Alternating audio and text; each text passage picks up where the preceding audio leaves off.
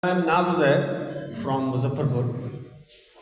Actually, I am working on alternatives of plastic, especially single-use plastics. I'm making a ball plate etc. from the waste material of corn, and I got patent also in this year February month.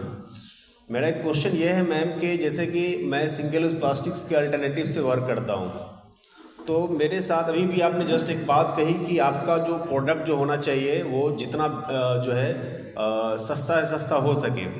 तो हम लोग ये महसूस करते हैं कि जो plastics के जो मटेरियल हैं, जैसे कि हम अदना सा सिंगल यूज प्लास्टिक्स के हम ग्लास ले लेते हैं या कप ले लेते हैं, तो वो इतना ज़्यादा वो सस्ता है कि बड़ी परेशानी कभी कभी मुझे होने लगती है। इवन कि थर्मोकोल की प्लेट ही हम ले लें, तो मैं ये पूछना चाहता हूँ आपसे कि इन सब चीज़ें, जैसे कि हम लोग इको फ्रेंडली वर्क करते हैं, तो हमारा कंपटीटर कौन होगा? इको फ्रेंडली वाला होगा या फिर हमको कंपटीशन प्लास्टिक्स वाले प्रोडक्ट से करना पड़ेगा? तो चीज़ें बहुत कहीं कहीं मुझे लगता है कि मैं ही नहीं, जो भी इको फ्रेंडली वाले हैं उनके साथ ये मसला बहुत ख़राब हो जाता है, क्योंकि प्लास्टिक सिंगल प्लास्टिक्स के मटेरियल्स हैं, तो जाहिर सी बात है वो सस्ता होगा ही, चीप होगा ही। और दूसरी तरफ हम लोग जैसे कि वर्क करते हैं तो थोड़ा सा कॉस्टली आ जाता है, तो इस चीज़ से कैसे हम लोग निकलेंगे? तो इसको लेकर के थोड़ा सजेशन मैं चाहता हूँ कि आपके ज़रिए होना चाहिए। Thank you. एक्चुअली ये बहुत इम्पोर्टेंट क्वेश्चन है और इसके लिए ऑब्वियसली ये प्लेटफॉर्म पे मैं आपको एक स्ट्रेट फॉरवर्ड आंसर तो दे नहीं पाऊंगी, पर आपने जो पॉइंट करा है बहुत सही है, बहुत इम्पोर्टेंट है कि आपके competitors, direct competitors, indirect competitors कौन कौन है। तो अगर आपने जैसे अभी बताया कि ये सिंगल यूज प्लास्टिक के ऑल्टरनेटिव्स है, तो जो लोग ऑलरेडी प्लास्टिक बना रहे हैं, so they are no direct ground competition, जहाँ पे आप अपने जो overall quality of the plastics है, थोड़ा बहुत कॉस्ट का भी अगर आपने ध्यान रखा है तो उनके साथ आप कॉम्पिटिशन कर पाओगे। लेकिन अगर आप सिंगल यूज प्लास्टिक के साथ करोगे, थर्मोकोल या रेगुलर प्लास्टिक के साथ, तो उनके साथ आपका कॉम्पिटिशन बहुत ज़्यादा लग रहा है, क्योंकि they are extremely cheap and you would be able to build a alternative product that cheap.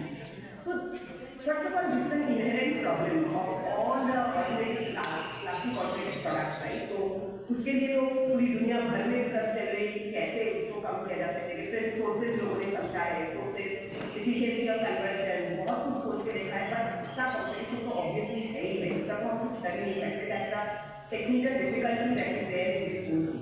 पर आप जब उसको कन्विंस कर रहे हो तो इम्पोर्टेंट ये है कि आप जो कस्टमर है वो आप किस तरह से चूज कर रहे हो। सो आपको ये पता करना है कि इको फ्रेंडलीनेस किसके लिए इम्पोर्टेंट है। इको फ्रेंडलीनेस हो सकता है गवर्नमेंट के लिए इम्पोर्टेंट है, बड़े बड़े कंपनीज के लिए इम्पोर्टेंट है, जिनके लिए इम्पोर्टेंट है हो सकता है कि इको फ्रेंडलीनेस किसके लिए कॉस्ट इम्पोर्टेंट है, वो कॉस्ट सेंसिटिव मार्केट, वो है इको फ्रेंडली सेंसिटिव मार्केट। तो आपको अपना मार्केट उस तरह से चूज करना पड़ेगा, राइट? तो हो सकता है कि जहाँ पे एकदम से ही आपका प्लास्टिक यूज ही होगा, जैसे कि coming down to regular vendors and bottom line, shopkeepers and all, there वहाँ पे आके आप वहाँ के जो लोग खरीदते हैं, that cannot be your market. Your market has to be big companies and factories जहाँ पे they can absorb this kind of cost. So it's important, as I said कि मैं इस डायरेक्ट आंसर नहीं दे सकती, क्योंकि मुझे उसके लिए और भी डिटेल्स चाहिए कि आप किस तरह के प्रोडक्ट बना रहे हैं, उसके क्या क्या एप्लीकेशंस हो सकते हैं।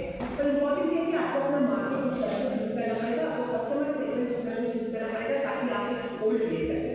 And as government subsidies come, so you have to also wait for these policy changes to happen, government subsidies to come, जिससे आप उसको फिर उस लेवल पे ला सकते हो कॉस्ट में, जो भी अभी सिंगल यूज प्लास्टिक यूज हो रहे हैं।